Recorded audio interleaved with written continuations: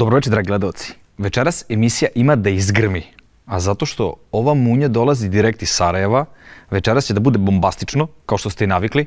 Večeras sa nama Sita. Dobroveče, Sita. Dobar večer, Dejane. Kako si, jesi dobro? Jesam, dobro sam. Hvala što si došla. Drago mi je da te vidim, zato što si ti neko ko je trenutno u medijima napravio ozbiljan bum. Pa da, trenutno nadam se da će što prije završiti, iskreno. A bi voljela da završi? Da, apsolutno. A što? Znaš da ljudima prijavaju mediji, svašta bi radili da se nađu, na primjer, u tvojoj situaciji da su toliko eksponirani? Pa dobro, meni to nije prioritet u životu. Ja imam djecu, imam svoj posao, ja od ovoga ne zarađujem, tako da ja želim da se što prije završi i uvjerena sam čim Anel izađe iz Elite da je, što se tiče mene, tu kraj. Jel misliš da je kraj? Pa ja vjerujem. Znaš kako, ja sam neko ko je bio u svim mogućim realitima i nekako nikad nije kraj. Uvijek posle realitija kreće reality novi. Pa ja ću pokušati to da zaustavim, znaš. Misliš da ćeš moći to da uradiš? Pa hoću. Ona će izaći, ona će vjerovatno imati šta da kaže, tako da ja tu završavam svoju priču. Ja mogu pomoći mnoge stvari koje bude sutra trebalo, znaš, ona se sekira šta je vani, imali probleme, su nagomilali neki problemi. Ako toga bude, tu ću biti da je pomognem. Što se tiče medija, stvarno ne želim. Stvarno to ne želim, baš me je onako umorilo. 10 mjeseci, izmorilo me je. Da, nasluša se čovjek svega. Kako je to uticalo na tebe, na tvoju decu, na tvoju majku? Pa nama se život stvarno, kad kažeš, kompletno promijenio. Baš nam se kompletno promijenio. Meni se iz temelja promijenio. Ja sam negdje iz Dubrovnika došla 1.9. u Sarajevo jer znaš, završila sam dole sezonu i kao ajde, zimu ću biti tu, ljeti ću biti u Dubrovniku. I ona je ušla 3. čini mi se.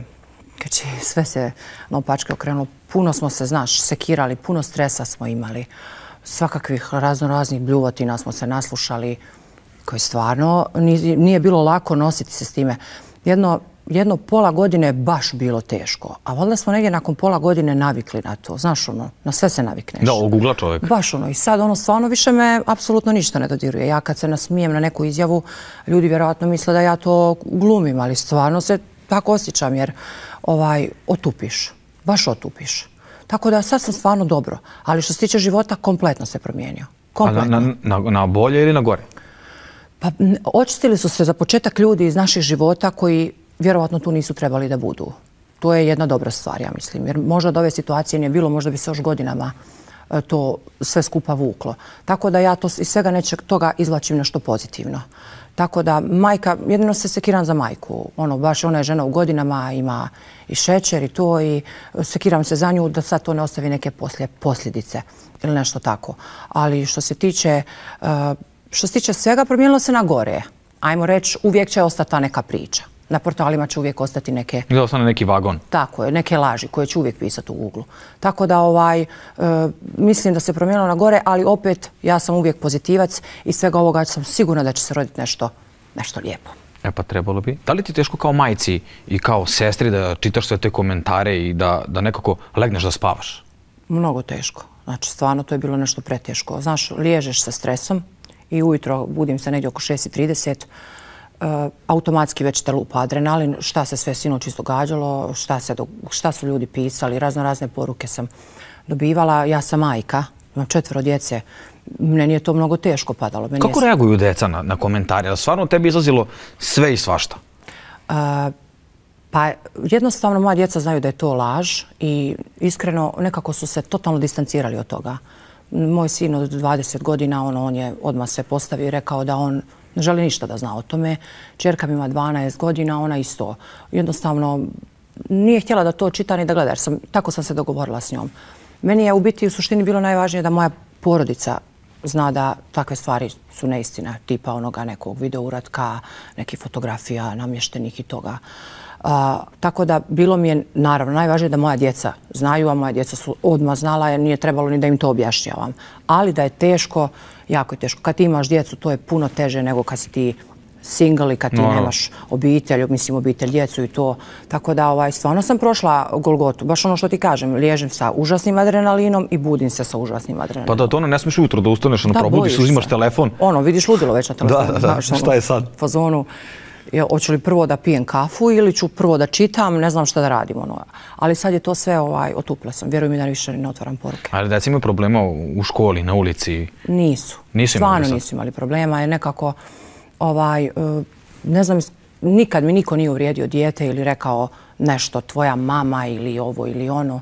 Totalno nekako je to sve prošlo stvarno što se tiče toga gleda. Kako komentarišaš ti sad, na primjer, eto, deca, u stvari te pitam prvo, šta je sa Norom? Gdje je Nora? Nora je kod mene. Ti je čuvaš? Da, kod mene je od ponedjeljka do petka i onda je vodim petkom, subotom i nedjeljom popodne vraćam kući, vodim je kod moje mame vikendom. Pošto dijete, mislim u mene je puna kuća djece i dijete ide u vrtić sa mojom malom, one su baš u 11 dana rođene, idu u istu grupu, isti vrtić i onda je naravno lakše da mala bude s nama i da ide u vrtić, ide na treninge, plivanje, trenira i to. Tako da kod mene je, mislim, mala je super. Je li Asmin viđa svoju ćerku? Ne. A to je njegova volja ili?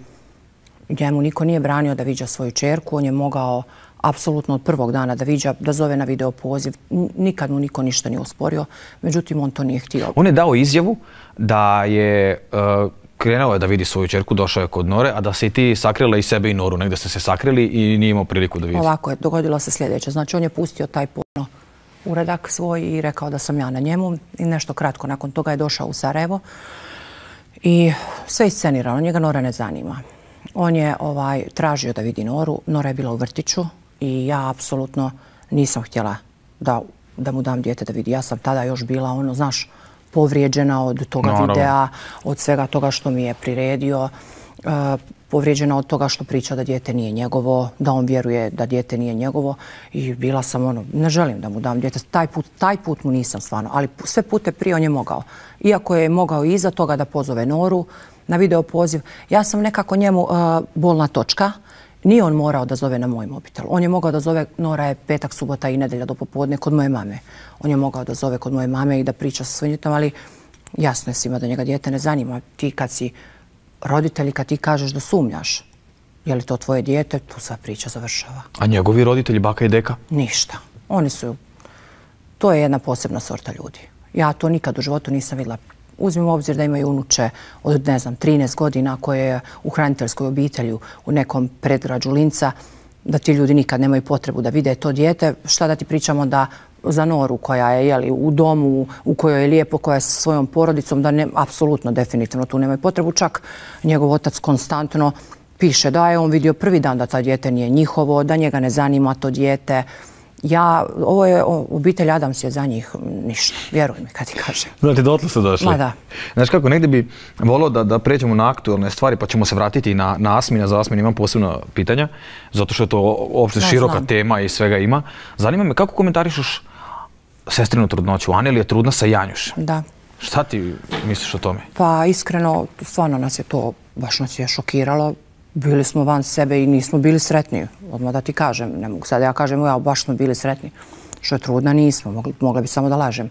Ali kad se već dogodilo, ja sam tu podrška da rodi, ja smatram da je to ispravno. Ali i ako odluči da ne rodi, isto sam tu uz nju, jer ko sam ja da ja njoj kažem moraš da rodiš? Hoću li ja sutra to dijete da odgajam, da se brinem za njega, da ga hranim? A šta ako stvarno to dijete sutra ostane opet kod tebe kao Nora? A neće to moći. Nikad ne znaš. Neće stvarno to moći. Ja isto sam žena koja treba da ima svoj život i neke svoje oduške, je li to? Ne, mislim. Mogu ja njoj pomoći oko djeca i pričuvati kao i ona meni sutra da ja negdje idem i da joj kažem daj uzmi mi djecu 2 dana, ali da ja konstantno čuvam. A bi smjela da ostaviš tvoju djecu da ona izađe sa Janjušem, da Janjuš bude tu i... A ne bi baš to. Ne bi to mogla? Ne bi. Kako ti mišljenje o Janjušu? Loše, jako loše. Što? Pa vidi, od početka sam znala da on nije izbor za nju. Kad se dogodilo sve nešto se dogodila mu se tragedija i to i bilo bi surovo od mene da ja ne podržim tu negdje njihovu ljubav. Ja sam podržala stvarno to i rekla sam čovjeku se dogodilo što se dogodilo, ajmo mu pružiti šansu da pokaže da može i onda krene iz početka. Znači, izgubio je brata, svašta nešto i bila sam uvjerena da će se nekako da će ga tragedija trznuti. Međutim, on je pokazao jedno kratko vrijeme da on kao nju voli i to, međutim on je svima nama zamazao oči. On nju ne voli, ona njega ne zanima, ovo je sve u njega reality. Ja kasnije kad su ljudi krenuli da mi šalju kompalacije klipova njega i Maje, sve je identično. Evo i sad imamo identično i trudnoću. Znači kao s Majom i u biti on nju u suštini indirektno nagovara da ona pobaci i da ona u realitiju se izjasni da će pobaciti, tako da on se opere od svega toga, kao to je bila njena volja, da ona bude najgora, a da on bude neko ko je žrtva čije je dijete ona pobacila. On sve igra planski, nikad, vjerovatno ćeš me pitati, ali nikad mi više nećemo podržati taj odnos. Ona ako odluči da bude s njime, ja joj neću nikad smetati. Ko sam ja da ja njoj smetam? Pa mislim, ja ne mogu svojoj djeci da izaberem s kime će biti. Naravno. Ali ja to aminovati neću. Nikad. I nikad neću biti mirna ako ona odluči da povede Noru sa njima da žive u Beogradu ili bilo gdje, nije bitno. Nikad to neću. Nikad neću imati mir. Ali ja znam da Anneli ništa od toga neće uraditi. Ona je dole u zatvorenom prostoru i ona kad izađe neće svega par dana treba da ona dođe sebi. Taj prostor čini šta čini, to je jasno ko dan. Svi mi da smo zatvoreni s nekim, teško bi se odvojili od njega. Čim ti izađeš vani, čim ti porazgovaraš sa nekim normalnim ljudima, vidiš neke stvari, ona će sama sebi reći, Bože, šta sam ja radila, šta sam ja pričala, jesam li to ja? Jer ona je uvijek u vezama bila dominantna. Tako da meni uopće nije jasno, znaš, ovo što ona pušta, ovo što ona dozvoljava, ona je bila u vezama sa ozbiljnim momcima, sa... Pa dobro, Janjuš je ozbiljan momak. Ma jeste, u kasinu. A znaš kako? On je lik koji svake godine ulazi u reality, svake godine ima neka priča koja se vrti oko njega, uglavnom je neka devojka. I uvek tu bude nekako iznad, napravi neku humor situaciju kao što ima na početku Anneli, Uroš i Janjuš. Oni su bili trio koji su bili jako interesantni. Međutim, eto, to se skroz prebacilo u nešto drugo i eskaliralo je do te mere da kada uđu u neku scenu, izađe mi na internetu, bude blurovano. Sad tu već vidiš da negde dolazi do neke vrste nasilja ili će se dogoditi nasilje. Kako ti gledaš to kad neko nasrne na tvoju sestru? Katastrofa, ja sam sinoć su mi poslali video gdje je on nasrče na nju, drži obezvjeđenje, gdje vrijeđa mene, govori je ti sestru. Čemu potreba da ti mene vrijeđaš? Ja nikad nisam uvrijedila ni jednog člana njegove familije, ni Anneli. Nikad. A on konstantno vrijeđa moju majku i mene. Sve ću vas, kako je govorio, sve ću vas samljeti. Konstantno nas uzima u usta. Znaš, dira se u familiju, to ne treba da radi. A što ste mu vi krivi? Ništa mu nismo krivi. Očito mu je krivo što ne podržavamo više taj odnos. Šta da podržimo? Nasilje. Psihičko nasilje, fizičko nasilje. Malo se ko osvrće na to da on vrši i fizičko nasilje. Znaš, valjda ove sve uvrede pokriju nekako ovo fizičko nasilje, pa se to nešto ne ističe, da neko nešto komentira, ali on konstantno vrši fizičko nasilje. Gura je, štipa je, stiska je. Znaš, stvarno malo fali da je prebije. Da su vani, vjerovatno bi je do sad i prebio. A kad sedite kući, kada pričate, sad saznali ste da je Anneli trudna i sad pričaš sa majkom, jel ste vi za to da ona to dete pobaci ili... Vidi, ja nikad joj u životu ne bi rekla da pobaci. I ja osobno to nikad ne bi uradila. Tako da ne mogu ni njoj to da kažem nikad. Ja sam uz nju da rodi, šta bude mogla, ja ću biti tu da joj budem podrška. Ali ona ako odluči da pobaci, to je isto njeno pravo. Ko sam ja da ja njoj kažem šta će ona da radi u životu? To je njezin izbor, ona će se nositi s time. Šta god da odluči, ona će da se nosi s time. Ja sam tu privremeno, ja imam opet svoj život.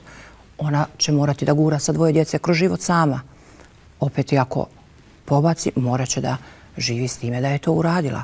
Kako god okreneš, nije lako. Ali slučila si da Janjuš, na primjer, kao muškarac koji je zreo, on već ima ćerku koja ima 12 godina, koliko ima, njega je i dan danas razveo se prije 3-4 godine. Zanima ga šta njegova žena misli o kompletnoj situaciji i to što Anneli trudna. To je strašno. Čovjek da izjavi da mora da razgovara sa ženom i taštom, pritom povrijedio je i tu familiju na sve moguće načine i osramotio.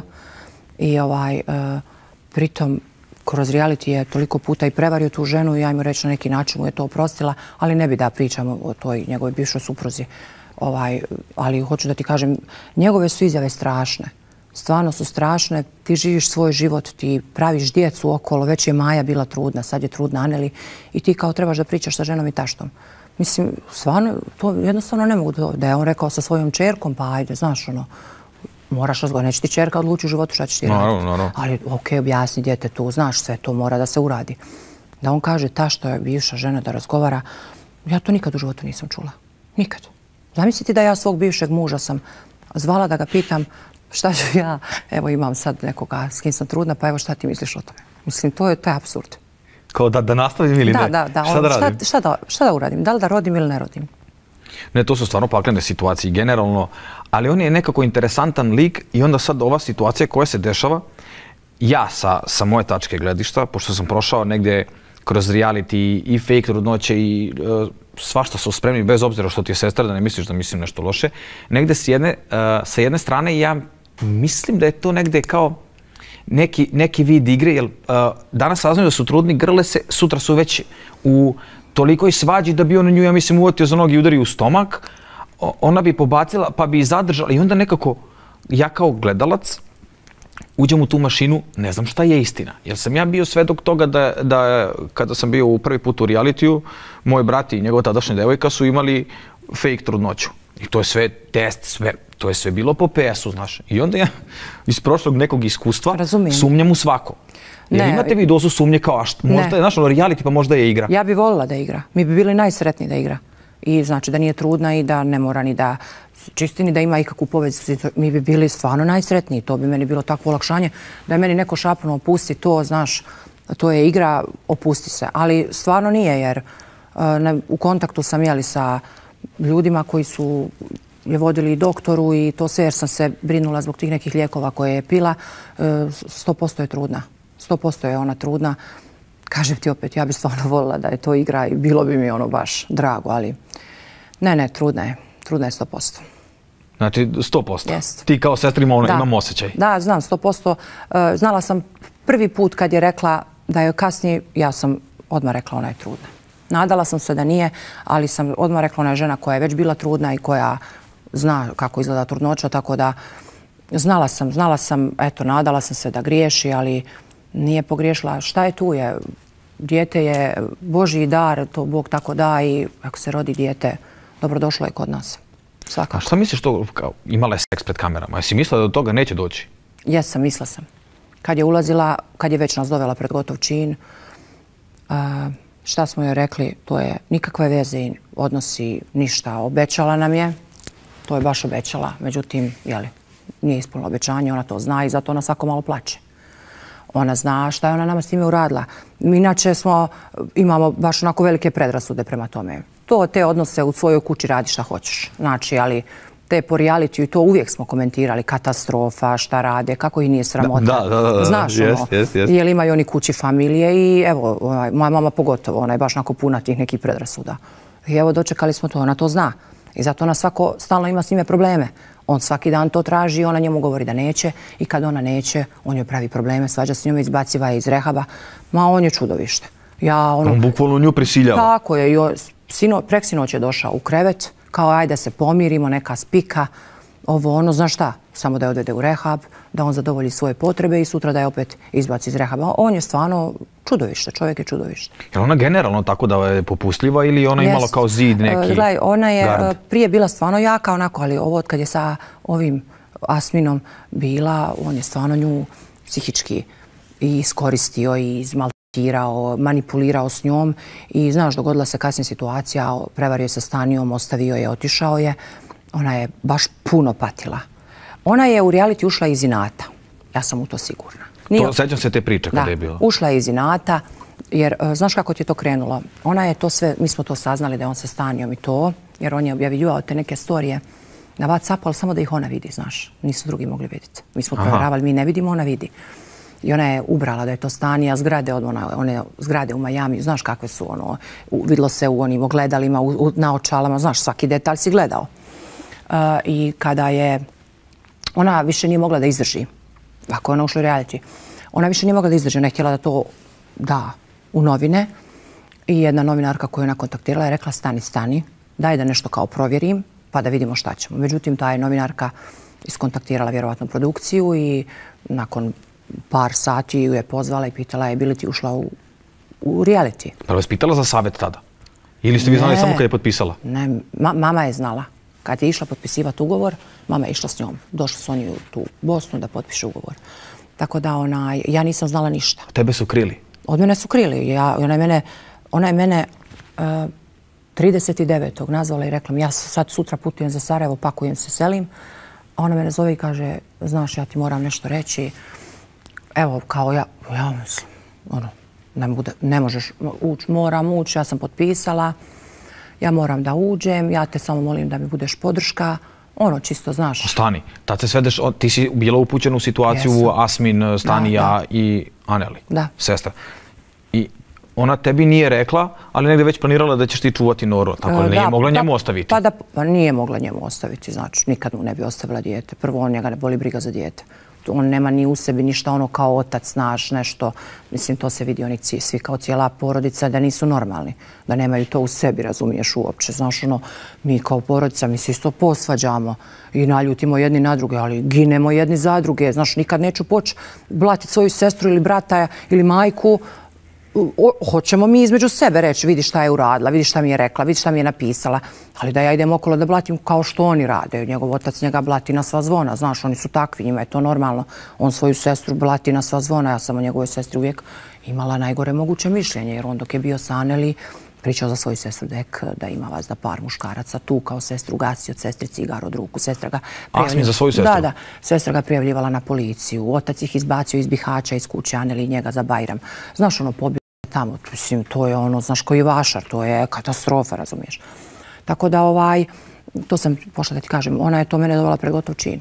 I šta sam ja trebala reći, neće ti bi podrška. A malo sebično sa njene strane? Jako sebično. Je li te to iznervira? Je li te to kopka sada? Zato što stvarno to teret neki? Ja, jeste, kopka me, znaš, moj nije brat odmah rekao u početku, ona je sebična, kako je mogla to svima nama uraditi, jer, znaš, ona je ušla s tom jakom nekom pričom i bilo je negdje za očekivati da će se kopat po svima nama. Naravno. Znaš, pogotovo što je on takav kakav je Asmin, koji će iznositi svakakve bljuvotine o nama. Tako da, ja sam rekla odmah u početku, ma neće, znaš, ja sam se negdje lagala, samu sebi tješla, uvijek neku pozitivu gledam.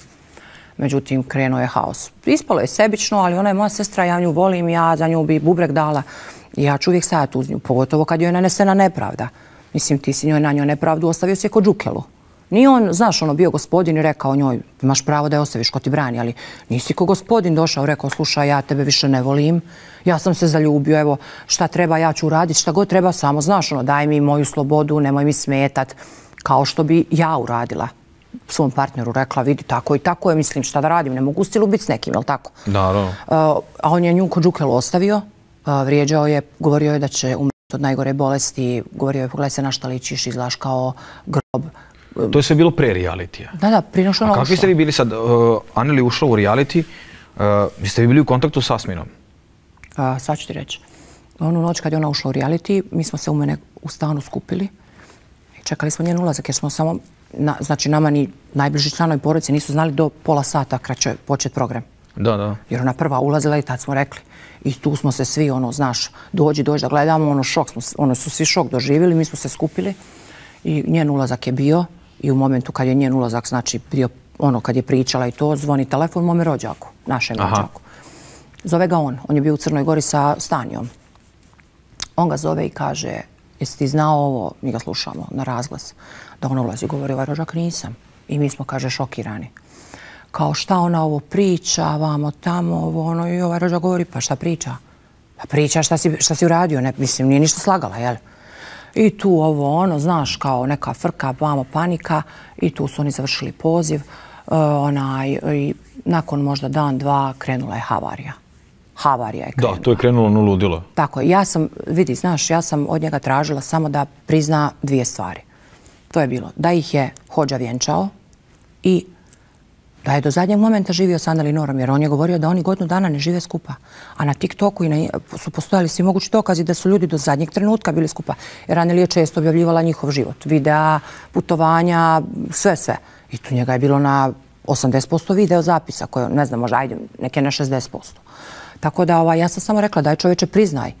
Priznaj da si se oženio vjerski i priznaj da si živio s njima. I nema ništa, tu se završava. A onda vidi jedno drugo, pljujte. Kakav si ti bio, ko je kriv za taj raskol. To me ne zanima. Da. Ali ne možeš ti poniziti moju sestru. Da je ona, neko dno dna koje si ti samo napravio dijete i plaćaš neke cifre, 5-6 hiljada eura. To su boleštine šta čovjek priča mjesečno i laga da se nisi oženio. Kako ćeš lagat kad si imao tu svjedoke u našoj kući da se oženio? Samo to. I on to nije htio da prizna zbog svoje djevojke. jer ona je smatrala vjerovatno da to ima manju težinu ako oni nisu vjenčani. Mislim, realno to nema nikakvu manju težinu. Oni su živjeli zajedno sve i da nisu... Imaju dete. Tako, imaju dete zajedničko. Tako da to su gluposti, ali on to nije htio da prizna iz razloga da opere nju i tad je krenuo haos. A šta misliš, iskreno mi reci, je li ona ušla u reality zbog para ili iz inata? Ona je ušla iz inata. Da se osveti i stan i njemu? Da, nju je bolilo, sad ću ti reći, nju je bolilo da vani bude i da to gleda. Nju je to jako bolano. Znaš ti kako ona bila smiješna? Koleš ušla, ne znam se ti sjećaš kakva je ona bila. Znam početak, da. Dva štapa, dvije noge. Ona je samo ležala, plakala, zatvorena bila jednu sobu mračnu i tu je krivila se. Volilo je to, volila je toga čovjeka, rodila mu je dijete, bila mu je stvarno dobra žena.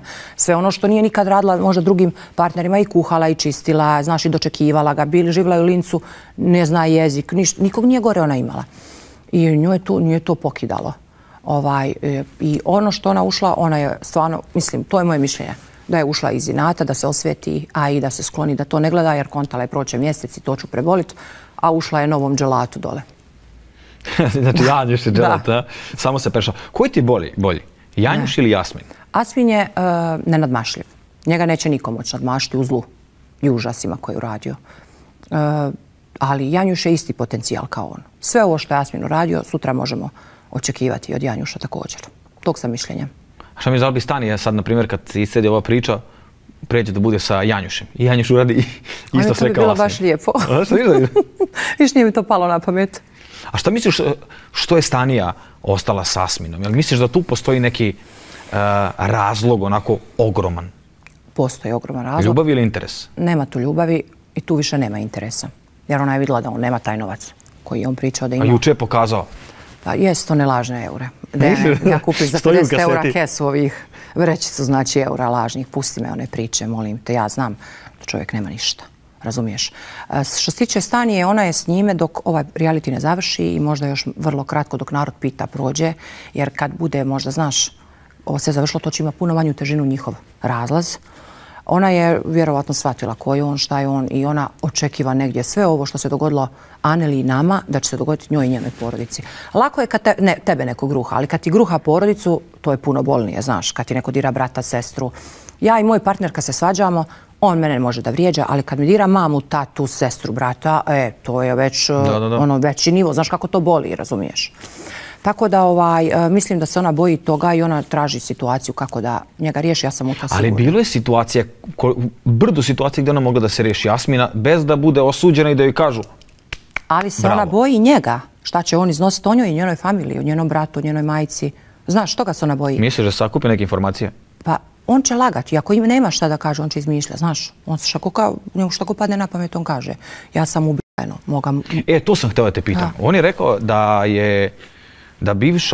da majka tvog bivšeg muža koji je poginuo tvrdi da si ti kriva za njegovu smrt, da si ga ti tačno oterala u smrt. Je li to istina? Kakva istina? Pa šta je bilo to uopšte? Nije ništa bilo, Dejane. Čovjek je prebolestan. Znači, čovjek radi sve samo da unakazi mene. Znači, on zna da meni suprug poginuo prije 20 godina.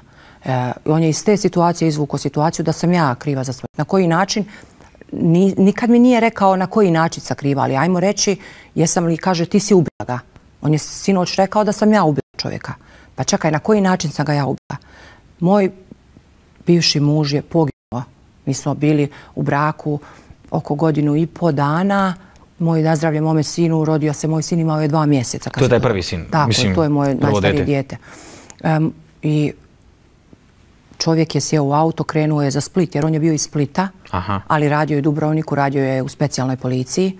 Krenuo je za Split i imao je gore neko suđenje i doživio je prometnu nesreću. I kako sam ja, na koji način ubila svoga muža? Šta sam ja uradila? Ne razumijem. Znaš, iz svake situacije, svake tragedije izvlači nešto loše. Iz svake moje boli u životu oni nalaze način da mene još povrijede. Znaš, ja imam dijete koje, eto, do ovog reality, moji najbliži susjedi, komšije moje nisu znale da moja curica ima autizam, evo, dok oni to nisu iznijeli. Ja te stvari, ja ne volim da mene ljudi sažaljevaju, da kažu jadna, znaš, to mi je nekako onako baš bez veze. Ja sam to stvarno krila, to je znala samo moja uža familija. Oni su to iznijeli. Njegov otac je pisao na Facebook da ja imam mentalno retardiranu djecu. Znaš, i svake moje boli, oni idu da me još, znaš, kao degradiraju, u stvari degradiraju sebe. Da li će da dotuče? Šta misliš, da li on ima problem? Da li on hoće da se u stvari opere od komplet priče Aneli što je iznala ili hoće se dodvori Stani? Dejane, on je i dan danas... Ili je on samo želi neki svoj lični marketing? On jedno i drugo i treće. On je i dan danas lud za Aneli. On je ljubomoran, što nas Janjušem, ja to vidim jer on malo spomene nešto Janjuša, znaš, potkači, on 24 sata dnevno gleda Elitu. Ja znam iz ljudi koji su njemu bliski, vozi auto i sluša Elitu. Znači, nemaš ti više tu šta da pričaš. Znaš, ti voziš auto i ti slušaš šta oni pričaju. Mislim, to je stvarno katastrofa. Svaku emisiju prati, sve prati, svaku emisiju koja se radi o realitiju, on je tu glavni. Znači, on tu ništa ne propušta. Čovjek stvarno je šifra teška. On je lud za Aneli dan danas. Prvom prilikom kada njega Stanija nogira, on će krenuti da pokušava da nju vrati sebi. Ja sam u to uvjerena jer on, na primjer, ima djevojku od prije neku. Ja se sjećam, Aneli mi je pričala. On je to djevojci pisao, ne znam nakon koliko vremena, više nisu skupa. On uvijek želi da manipulira s tim nekim svojim bivšim. Ima taj poremećaj, znaš. Isto je to, na primjer, djevojci, sjećam se da mi Aneli govorila, isto je ovo radio. Samo što ovo sad ima veliku težinu kod nas. Ovo je Balkan pokriven s ovim medijima. On je, na primjer, tu bivšu razlačio po Facebooku, po Instagramu, pisao njoj svašta. Sve isto ko nama. Nema struju, nema vodu, nema para, ukrala mu auto. On je to sve pisao. Znači, to ljudi znaju iz njegove blizine koji su to pratili. Sad je to isto, sve radi nama, samo što ovo je sad naš najviši nivo mogući koji je moguće dobiti u marketingu. Pa je to, eto tako. Ne, ja kad slušam priču, tu se toliko automobila pokralo kod vas, da to za godinu dana, mislim, u svijetu ne... Zapalilo i pokralo auta. Svašta je mi smo stvarno svašta njemu jednom uradili. A šta misliš, sad raskinu oni Stanija i on odluči da opet ima komunikaciju sa Aneli, Aneli odluči da Nora viđa oca, to je otac deteta, da se tu eto napravi neki balans ovo ono i on opet izmanipuliše i pomire se. To je nemoguće. Nemoguće da ja ne vjerujem. Misliš da ne bi poklekla? Ma kakvi, nema šanse. Ona i sad to misli, u to sam sigurna da ona to ne bi nikad uradila, ali ona tek kad izađe, ona će shvatiti težinu svega. Ona još nema težinu, znaš, ove situacije. Ona je dole, njima je normalno dole, oni se kolju, biju, svađaju, to je njima prešlo u krv, znaš, taj život. I sve je njoj normalno danas se posvađati s nekim izvrijeđa, najgore i u pušionu sjesti priča s tom osobom. Znaš, ona nema svijest o vanjskom životu kako mi vani živimo, ona je to izgubila. Na primjer, ona je tip, kad se ti posvađaš s nekim, nema tu više mirenja, razumiješ, isto kao ja. Ti mene uvrijedio, ti si sa mnom završio čoveč, ja pored tebe prođem, znači pored zida, tu ne postoji više. Ali ona je dole to sve poprimila, to sva ponašanja njihova sve je poprimila, znaš. Tek ona kad izađe i kad se ono resetira nakon par dana, kad ono shvati šta je on meni uradio, da je on rekao da sam ja s njime imala odnose, sinoć kaže 5 puta. 5 puta sam ja, kaže, imala s njim odnose. Ko kaže? Pa Asmin. S kim? Pa sa mnom, kaže. Majko mila. Znači, sinoć kaže, to kao nekad je snimak, kao neka. Prvo je rekao da sam ja na snimku, pa je prije mjesec i po dana, 2, ne znam koliko je prošlo, rekao da ja nisam. Demantovao se. Znači, rekao da nisam. Onda je sinoć u svađi opet rekao da ja jesam i kaže, i to sam 5 puta, kaže, bila s njime. Prije je pričao da sam upisala poruke, da sam luda bila za njim. Pa gdje su te poruke? Gdje je to? Znaš, čudi me da nije namontirao, znaš, i te neke stvari. Tako da ona kad izađe, ona će shvatiti koja je ovo stvarno težina, koliko je uzelo maha, gdje je otišlo, predaleko.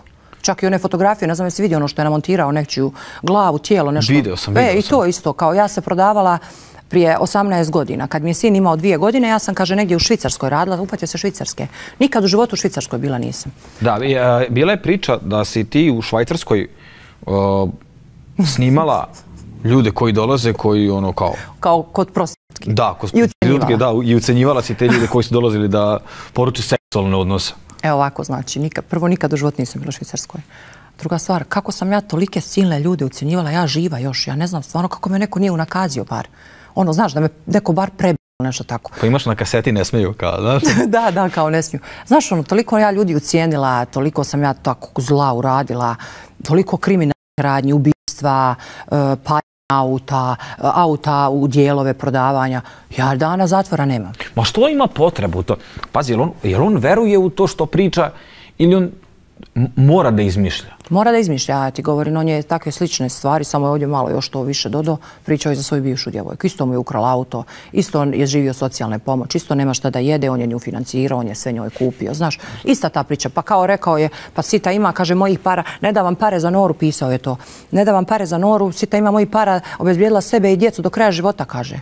Znaš, toliko sam ja miliona uzela od njega, da sam ja obezbijedila nas, da ja on nema šta o meni dava pare za Noru. A šta je sa tih 100.000 eura što su bili u zidu? Koji 100.000 eura? To ne postoji, on nikad u životu nije vidio 100.000 eura. Jest do duše kad je zavalio čovjeka i otišao za Miami i odnio taj keš gore u Miami, ali taj keš ovako nestao u Miami. Znaš, svaki dan se tu trošilo par hiljada. Kome odno u Miami? Stani? Pa Stani, pa nije meni.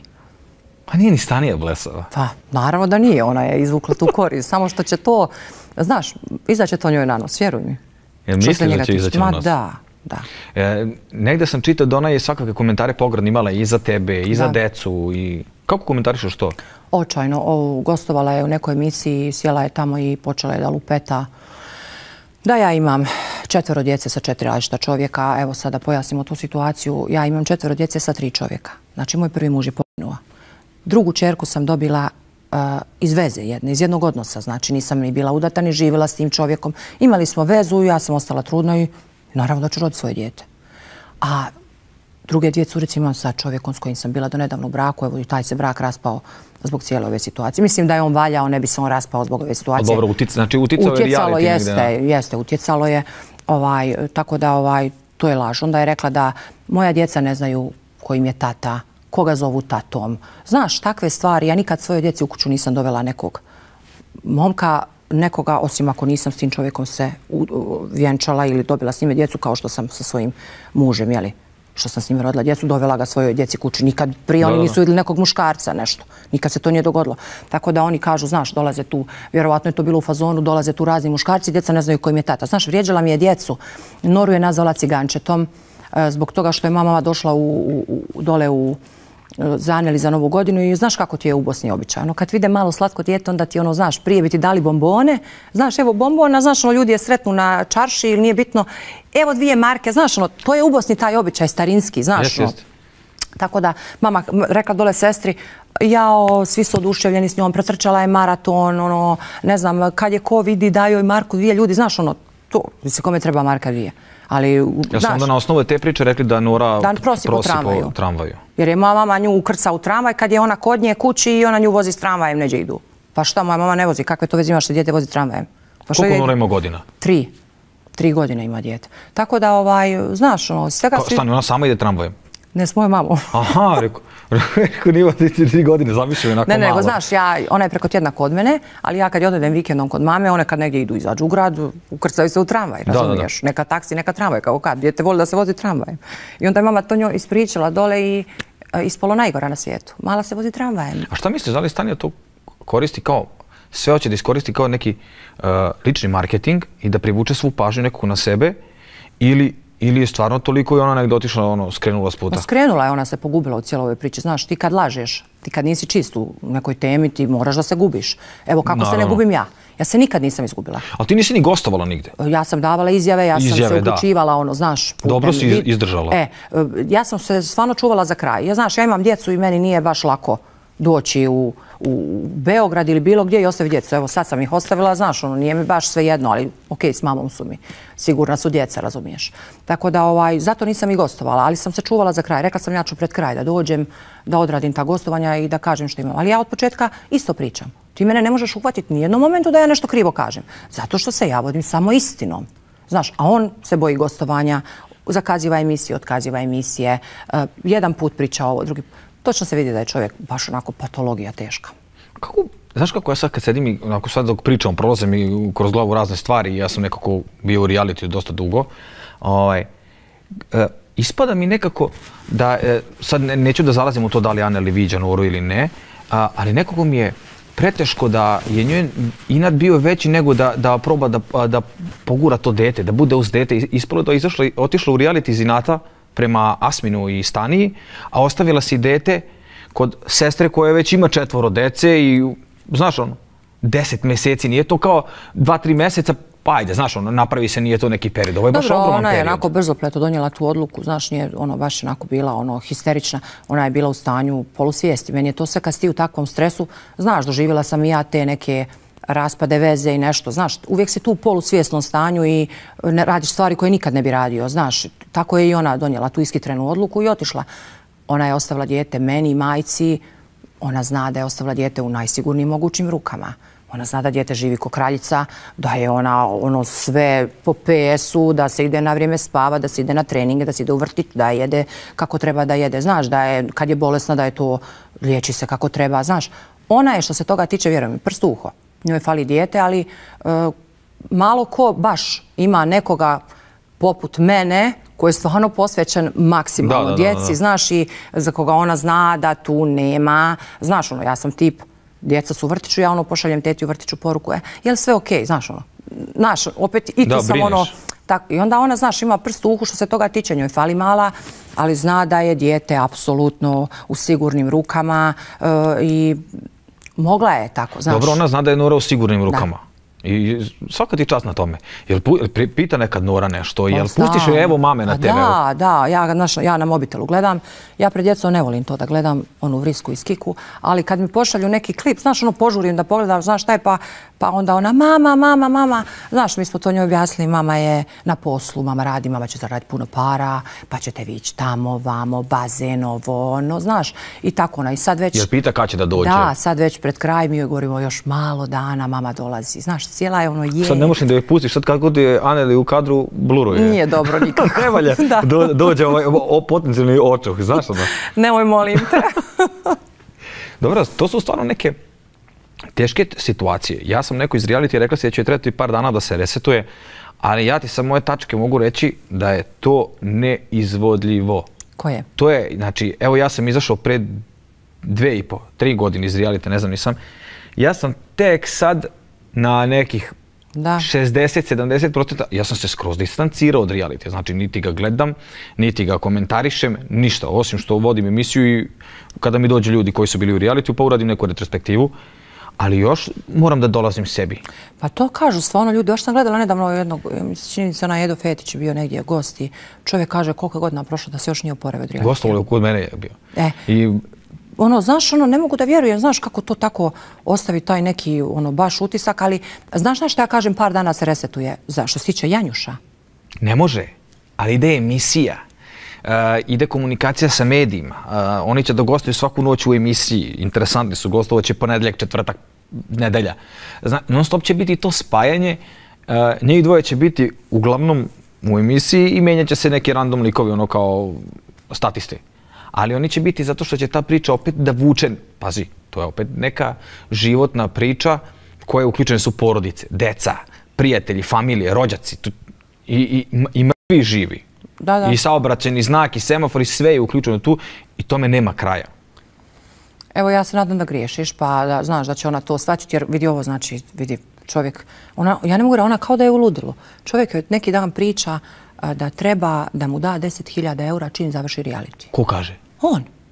Da njemu trebaju te pare. Jer on zna da ona ima para. Znaš, svojih para ona ima. Ona je to, nije ona pričala, nego pričao ovaj, pričao ona je ovaj iznosio neke stvari i ona cura rekla imam svoje pare. Ja imam svoje pare na računu, meni, znaš, ti meni nisi trebao da davaš i cifre su se tu spominjale i to. I sad on u glavi zna da ona ima para. A on kao će to naplatiti honorare nakon. Znači ti dođeš, ti kažeš treba mi 10.000 eura čim izađemo da ja nešto riješim.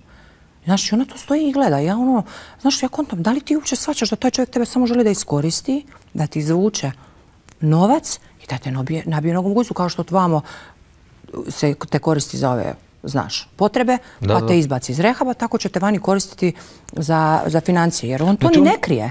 On, pazi, pitao je koliko ima para.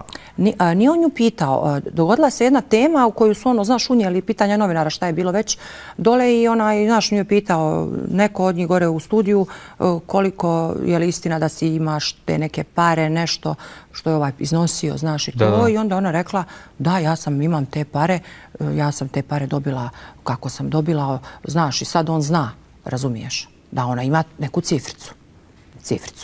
I sad on, znaš, već u svojoj glavi kalkulira kako će on to njoj izvući. Jer evo ja stvarno to sad ne bi rekao do neki dan da nije on njoj rekao da mu treba da da 10.000 eura. Pa za šta? Kada je 100 dinara. Čekaj, za šta da mu da? Da. Za šta? Znaš, izlaze su tu razne prepiske gdje je on tražio novac od nekih žena, ne znam da li si ti to upratio, znaš. Te su žene to objavljivale, kačile po Instagramu, slale mu preko Western Uniona, znaš, izlazile su te uplatnice i to. Mislim, kad ona to sve shvati, razumiješ da od te priče više nema ništa. Ko želi da mu muškarac, otac djeteta, žica pare od žena, mislim. Žena ka žica pare je dno dna, a kamoli muškarac, razumiješ? Tako da to će sve nju ohladiti. Zato ti ja kažem negdje da će trebati mnogo više da izađe iz svega toga, jer ne pričam ti ja kao pretpostavljam da je, nego ja sam osjetio lično na svojoj koži kako to ide. Non stop si vezan za te neke likove, ja sam i dan danas vezan, to prošlo je koliko hoćeš vremena od tada i dan danas ista priča, isto sve, isto ljudi komentarišu, pogotovo što komentari su sada dostupno je svakom da ima internet, telefon i svako će ustati da piše sve i svašta. I, na primjer, isto bila je priča za auto što ti je Aneli ostavila.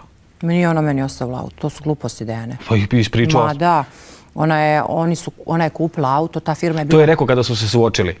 Ma da, niđe veze. Znači, oni su kupili auto, ta je firma bila, on je otvorio firmu na nju, na njeno ime, jer on ne može telefon uzeti u Austriji. On je svugdje blokiran, on je na crnim tim listama. Njega su objavile austrijske stranice da je prevarant. Njegova slika, ono, znaš, preko oči samo stavili. Sve to ima na Google. I oni su kupili auto, on je, znaš na koji način kupio auto njoj. Ona je imala svoje auto, pa je on nju nagovorio da ona proda, pa je ona kupila nekog Golfa, pa je on išao na posao s njim. Nije on imao ništa, razumiješ? Ona kad je došla, on je tu imao svašta nešto što nije njegovo. To je bila fora sve. Onda je ona njemu dala 13.000 eura za učešće tog auta. Međutim, ja mislim da to uopće učešće nije postojalo, nego je on uzeo ti 13.000, ali on je preko te firme koja je opet bila na njoj kupio toga nekog Audija. Ne znam ja koji je to auto. Neki ono sportski. I ona je vozila to auto i kad je dogodilo se ovo što se dogodilo sve, on je na prvu odmah njoj rekao vrati auto. Znaš ono, kome da vratim auto? Čiji auto? Vrati auto, onda ona tražila valjda taj novac da on njoj vrati. Koji vratit ću na auto, vrati mi novac koji sam dala za auto. On je sad to na suočavanju i priznao. Ja nisam mogla da vjerujem da je čovjek priznao da mu je dala 13.000 eura. Prvi put da je nešto priznao. Ja sam doživjela prosvjetljenje. Ja nisam rekao, ovaj se čovjek mijenja. Postaje normalan, ali ne. Izletilo mu. Izgleda da mu je izletilo, znaš. Priznao je to i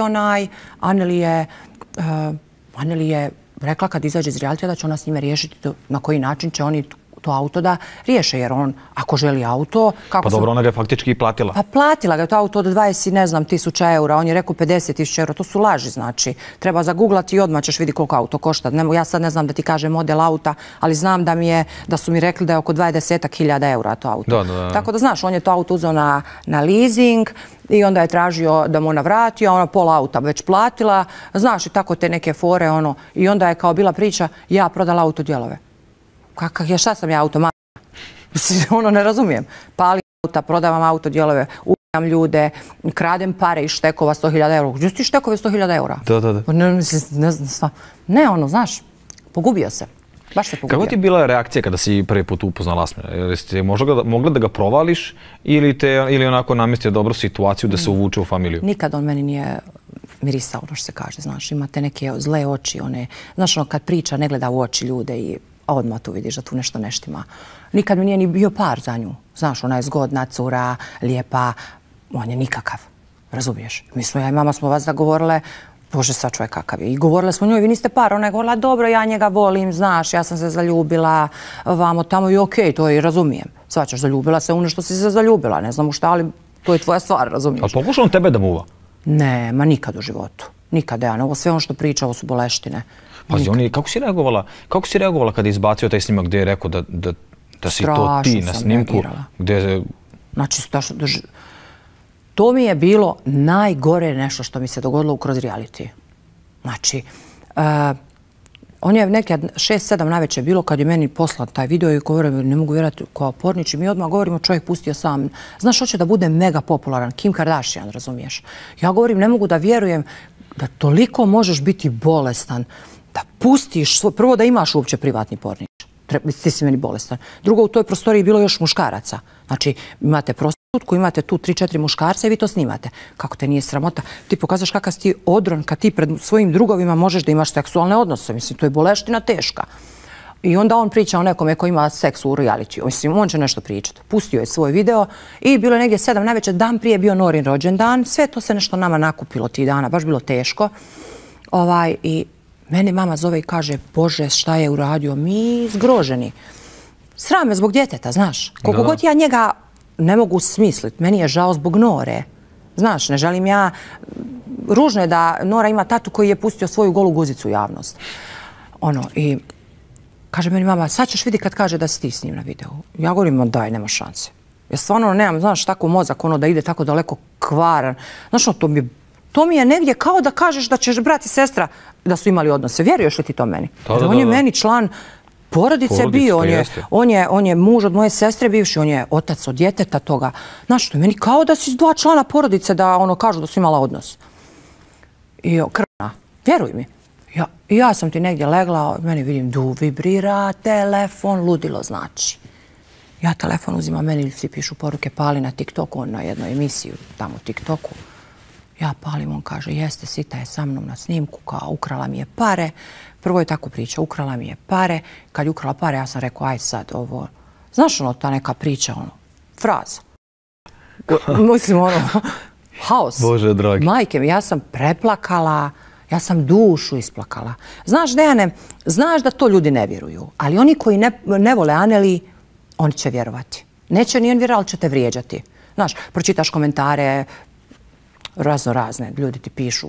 Znaš, ja inače više stvarno ne čitam to, ali u tim momentima sam čitala, da vidim kako ljudi razmišljaju. Pročitaš užasne komentare, znaš, kako Asmin i to, znaš, 2 sestre i mislim, katastrofa. Evo, ti si iznio to. Čekaj, kakav si ti čovjek ako si ti imao odnos sa svojom svastikom, mi to kažemo svastika, sa svojom svastikom, kakav si ti to čovjek?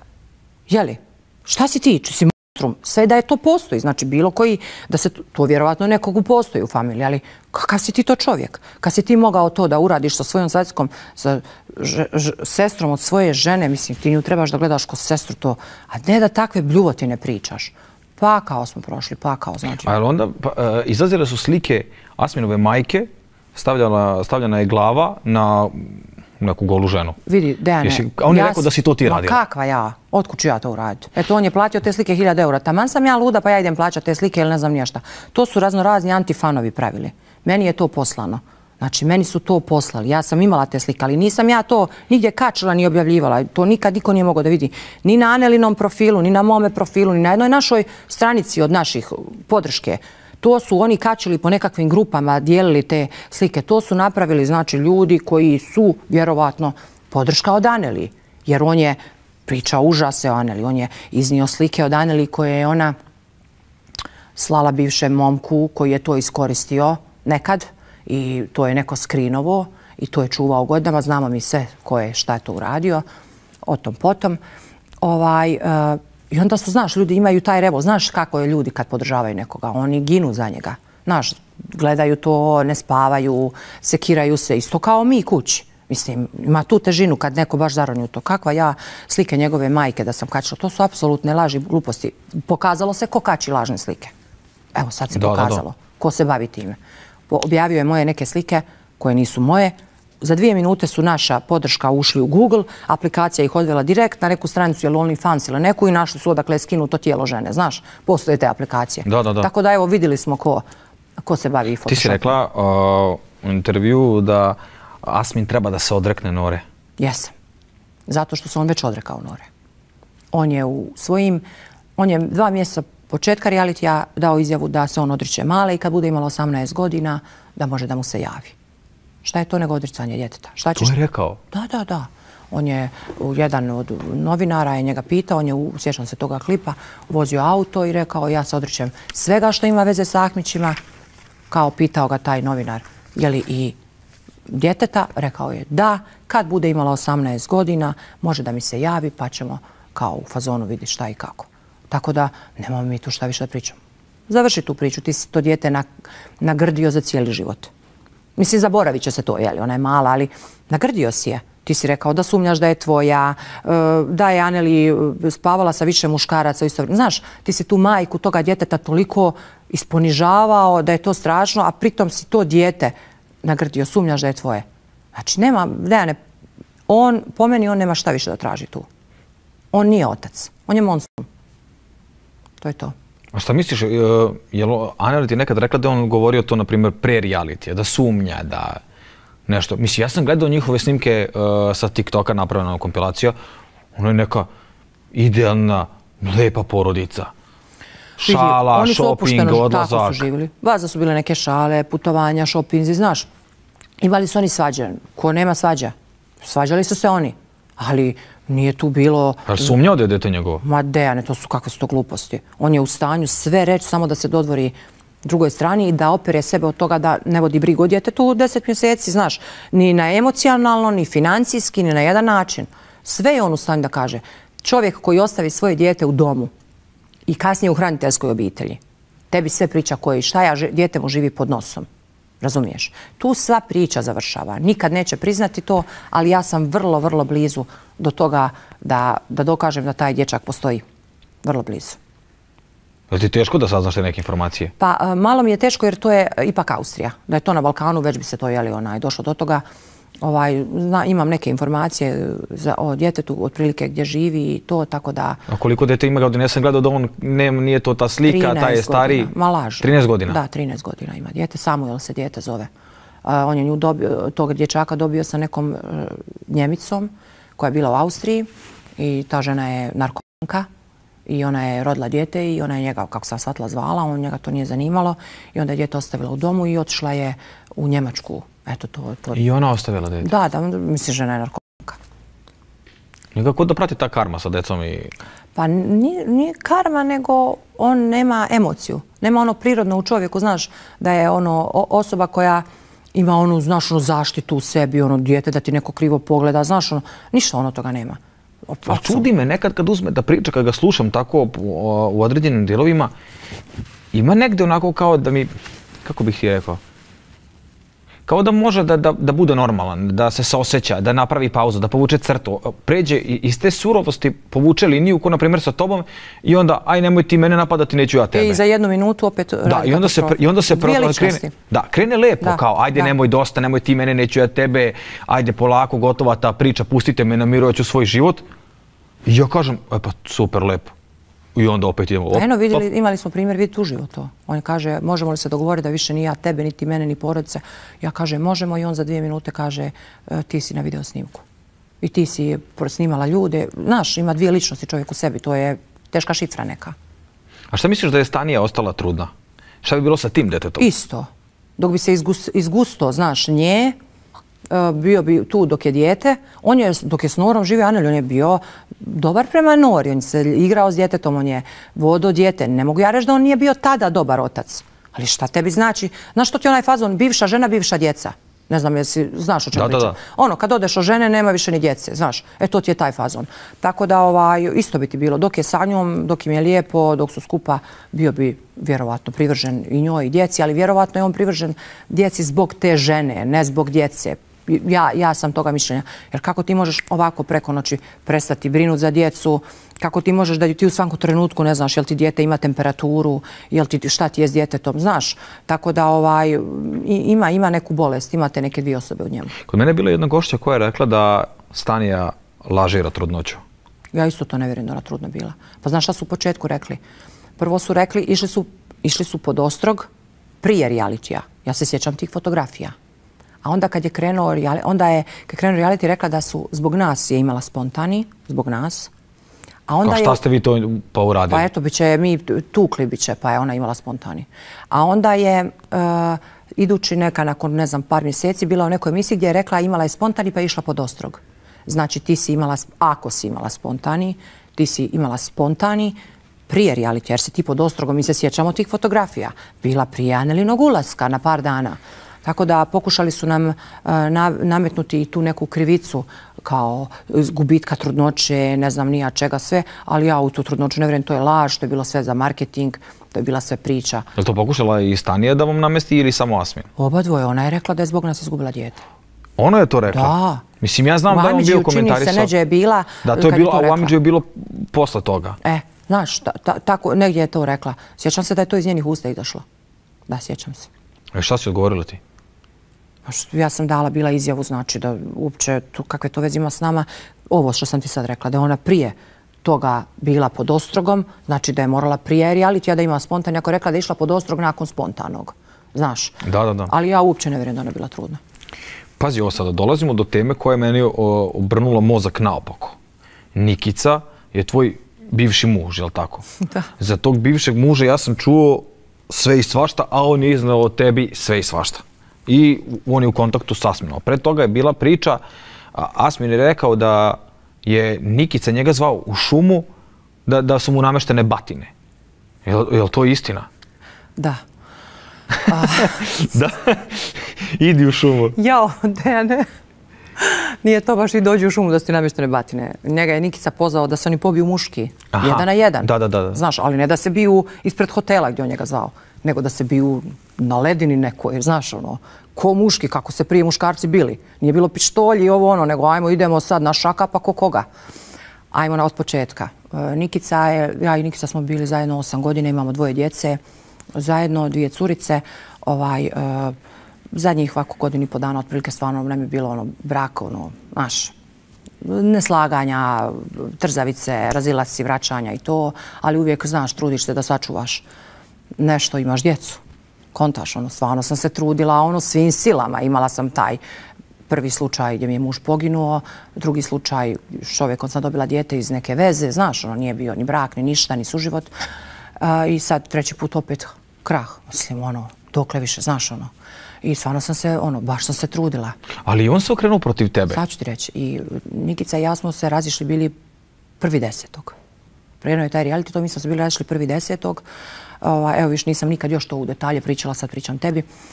I nakon možda neka 4 mjeseca smo se pomirili. Nismo bili skupa ništa. Nikica se vratio, došao je u Sarajevo i to se skupa. Međutim, krenuo je tu zaštitnički prema meni, povrijedio ga i taj video snimak, to što je on rekao i to se skupa. Dao je čak i izjavu o Asminu, da je on lažov, da je Asmin konzumira raznorazne droge. Znaš, Nikica je bio jedno vrijeme gore s njime u Austriji, radio. Znači on je bio radnik kod Asmina? Da, otišao gore kad je bila korona. Znaš, nama je stao posao, ništa nije više, sezone nije bilo ništa i mi smo imali vozila, imali smo više vozila nego što ja sad imam, neki autobus i nešto i ajde, šta ćeš, kućeš, znaš, ono, ajde, odi gore pa da znaš, možeš da plaćaš to. Međutim, on je odozgor vrlo brzo došao, njega nije ni plaćao kako treba, ni to je bila katastrofa, znači, znaš, ono, kad je išao, isplatu je išao Asminov otac da mu da. I tako nagledao se gore svega s njime. I on je došao i dao je čak izjavu tu i rekao da ja nisam na snimku, da sam ja divna majka, da sam, znaš, i to sve skupa kako jeste. Međutim, Nikica je nakon nekog izvjesnog vremena, Asmin je došao u Sarajevo, Nikica ga je pozvao da dođe, da se pobije, Asmin je došao, izmontirao je sve to skupa. Došao sam, eto, nema, da ti ne pričam, to je zavrzlama, isfolirao je sve. I vrlo kratko nakon toga, svega 10 dana, Nikica je meni postavio uvjet, kaže ja ovo više neću, ti ćeš ostaviti sve, nećeš se više baviti realitijem, nećeš više biti podrška sestri, nećeš imati kontakt sa podrškom. Znaš kako podrška, zove te, pričaš, puno vremena provedeš na telefonu. I ja tu nisam pristala. Pa ja imam još tu svega par mjeseca, 3 možda mjeseca, znaš, da bi ja sad ostavila to sve. I prvo, ja sam ukaljana. Ukaljana sam, ja neću ovo tjeram do kraja. Razumiješ, nije to meni divno, ali moram. I on je tu, evo moram da kažem, sinoć je spominjao slomio mi laptop i mobitele, jeste slomio mi laptop i mobitele, uzeo je iz bijesa kao nećeš ništa i uzeo je slomio mi telefone. Nikica? Da, i laptop i sve to skupa, kao sad nešto, eto taman ja neću kupiti novo, baš ono. I slomio je to, otišao je sutradan da bi za 2 dana krenuo Asmin da iznosi stvari koje u pozadini imaju istine, tipa da je on meni slomio telefone, da mi je slomio laptop, znači automatski ja znam da je to Nikica ispričao njemu. Znači na kraju su se posle toga da se potuku, njih dvojica se uortačili protiv tebe? Oni su u biti svo vrijeme bili u kontaktu. Ja sam saznala preko 3. osobe. I kad si se pomirila sa Nikicom i kad su trebali da se tuku, oni su... Da, tu je negdje malo bilo ono kao zastoja između... Oni nemaju obraz, ni jedan ni drugi, znaš. Oni će se potući pa će se pomiriti. To su takvi profili iz interesa, znaš. Da. Ja sam kasnije saznala da su oni svo vrijeme bili u kontaktu, da je Nikica njemu iznosio razne stvari, znaš, pričao poluistine na koje je Jasmin dodavao. Svaćaš kako njemu paše. Kao eto. I on je njemu rekao to, ispričao i zamisli ti priče. Nikica je Siti slomio laptop i telefon iz razloga što je Sita njega ufatio da je vara. Prvo je bilo da me ufatio u krevetu s nekim čovjekom, pa je drugi put bilo da mi našao poruke. Ok, aj ufatio me u krevetu ili našao poruke. Kako to? Koji je čovjek sa mnom ufaćen u krevetu? Imaš i dokaz. Ajde, više nije krevet, pa je kasnije bilo poruke. Pa gdje su te poruke? Valjda ako mi je našao poruke s nekim muškarcem, valjda bi ih skrinovo, valjda bi ih spremio, da ima dokaz da pokaže mojoj familiji ko sam ja, jel tako, da ja njega varam. Znači, ko bi to, slomio telefone i puj pike više kao ne važi, nema više ti poruka, eto ja slomio telefone. Znaš, pokušao mi je namontirati da sam ja varala svoga muža i da je on mene zato ostavio. Znaš, nema gadosti koje nije. Da bi oni iscenirali neki poziv u kojem su se dogovorili da pljuju mene, da iznose užase, da sam, Bože, ja ne mogu ni da izgovorim šta su se rekli. Za moju majku, da sam ja Nikicu optužila da je imao nešto s mojom majkom, mislim... Da, pazi, ja sam, znači, to je ono što sam ti rekao i kad smo se vidjeli, znači, ta tema mi je nekako ono raznala mozak, zato što ne mogu da pohvatam ko je tu s kim dobar, zato što su mi postao neprirodne su stvari koje se dešavaju. Priča je bila da ti tog Nikicu maltretiraš, tučeš, ugrožavaš. I da kada je došla policija, tu je bila Jani, ili došla policija kod vas kući. Nikad. I kada je policija pitala šta je bilo, da je tvoja mama odbranila Nikicu pred policijom. Budalaština. I da si ti onda rekla da njih dvoje imaju odnose. Da zbog toga, u stvari, tvoja mama odbranila njega. Bože mi, pa viš dokle ti mozgovi idu? Viš ti koliko je to kvarno? Ali to je iz Jasminove glave, ja sam u to sigurna. Znaš, on njemu rekao, ajmo mi nju nagaditi ovo. On isto ko što je rekao sinoć, da sam ja rekao da je njega otac ja ne mogu to ni izgovoriti. Ko je to rekao? Jasmin, da sam ja to izjavila. Nikad u životu. To ne postoji. Dajte to, pokažite mi gdje je to. Znaš, on ima te prljave, užasne stvari koje je u stanju da izgovori. To za Nikicu, znači, to je Dejane katastrofa. A si ga tukla? Nikica ima 193 ili 4 centimetra. Je visok čovjek koji ima 120 kila. Koji je, znači, snažan muškarac, stvarno. Što bi mi rekli, on je jak kao bizon. Koji je preteškog karaktera. Da ja mogu njega da istučem. Je li moguće to? Znači, kako su to gluposti? Koji to muškarac trpi da ga žena tuče? Nikad u životu. Nikad. Čak je on rekao u tome pozivu da je on meni iščupao kosu. Nikad mi u životu nije iščupao kosu. Nikad. Znaš, ono, ja ne znam više dokle, znaš te laži, kako su oni to sklopili, ali su se pogubili u svemu tome. To se pričalo baš onako, nije imalo temu, nego zbrda zdola. Optužila me da sam bio s njenom majkom. Ona mene tukla. Njena majka mene obranila. Koja će to majka? Znaš kako, ispada njih dvojica su u kontaktu i onda Asmin kad kaže, ispada da to kao ima istine. Asmin je rekao da je njemu Nikica rekao da si se ti bavila prostitucijom sa sestrom, isto da ste zajedno radile to. Puno nekih stvari. A šta ću ja na to reći? Ja mislim da to nije Nikica rekao, nego on to od prvog dana govori. Te stvari je govorio da smo mi u Bujanovcu neđe radile i to. Ovo je Bujanovac. Imao sam jedno što je bilo Bujanovac. Ja ne znam ni gdje je to. Znaš, ja sam ti googlala da vidim šta je to. Dobro je mjesto, dijaspora. Puno je para. Da, puno para. Ja znam o Bujanovcu sve, to vidite tamo posjetiti. Svi koji odu tamo vrate se veliko s ogromnom količinom novca. Da. Znaš, mi smo tao iz Dubrovnika, djeca cijeli život dole. I mi smo odlučili da idemo da radimo u Bujanovac, da se bavimo tim nekim stvarima, nelegalnim radnjama. Pritom, ja sam u Srbiji bila svega par puta u Beogradu, to je sve što sam bilo. Mislim, to je glupo uopće da se ja pravdam. Našli su fotografiju mene i sestre u diskoteci i rekli, evo ih u Bujanovcu, znaš? I takve stvari. Nema što nisu radili. Da mu je Nikica rekao to, ja ne znam. Stvarno, ne mogu da tvrdim jer Jasmin to govori od prvog dana. Da smo mi prostitutke bile. Tako da sam bila na heroinu, da sam se liječila 7 puta, da su me vezali lancima. Znaš, nema tu šta on nije pričao. Sve je to on pričao. Tako da, da li je to rekao Nikica ili nije, šta god je rekao na njegovu dušu, on je otac moje djece. Ja ga neću pljuvati. Ja ću samo reći da je čovjek koji nema ni moral, ni karakter, ni čast. Ti kad si mogao majku svoje djece da prodaš, da izdaš, ti ćeš prodati svakoga. Ko će tebi sutra biti prijatelj? Ti si svakako u stanju da prodaš.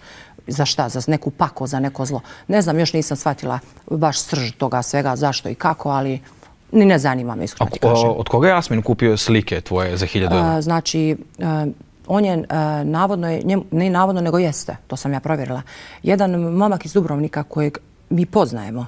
Nismo mi prijatelji, ja sam družila se s njegovom braćom. Oni su stariji i ko djeca su, tinejdžeri smo izlazili, družili se. Brat je od toga momka jedan poznati nogometaš, neću da momka sad degradiram, koji je igrao za reprezentaciju Bosne i Hercegovine. Tako da taj momak je inače patologija, bolestan je, voli da puno laže, znaš, cijeli grad to zna, ali uvijek sam imala neki korektan odnos s njim. Međutim, Jasmin je nekako, taj se momak oglašavao, javljao se, kako ja znam, Ermini i nudio se da on ima neke moje fotografije. I kao njima prodao, to je Photoshop. E sad ti meni Dejane reci, Jasmin je napisao da sam se prodavala kao kilo janjetine i da sam prije 18, kad je moj sin imao 2 godine to radila i ta slika stoji. Moj sin je znači ima 20, prije 18 godina sam ja to radila i sad postoji ta fotografija koja je perfektna. Pravi onaj Photoshop urađena, znaš ono top. I ti ćeš meni reći da si ti vjeruješ da sam prije 18 godina postojale takve fotografije. Da, vidio sam sliku. I ti si kao to i kupio to za 1000 € i uvjeren da je to prije 18. Pa dobro, okej, eto ti si malo glup pa si to povjerio, ali ti si to pokazao i Stani, i bratu, i sestri, i prijateljima, jel tako? Da. Znači, neko bi od njih rekao, halo, Stani. Pa ne mogu ove fotografije postojati prije 18 godina. Svi znamo kakve su bile. Jedva si imao telefon da ima kameru. Ne znam je li bilo ono telefona s kamerom. Jedva. Pa jedva. Kako si ti, mislim. Ili ona kamera VGA, to ono kockicama. Nešto ona. Ne mogu popiti tu priču. Mogu popiti priču da si dao pare, ali da si dao pare i svjesno znao da su namontirane fotografije. To je negdje ono što ja mislim.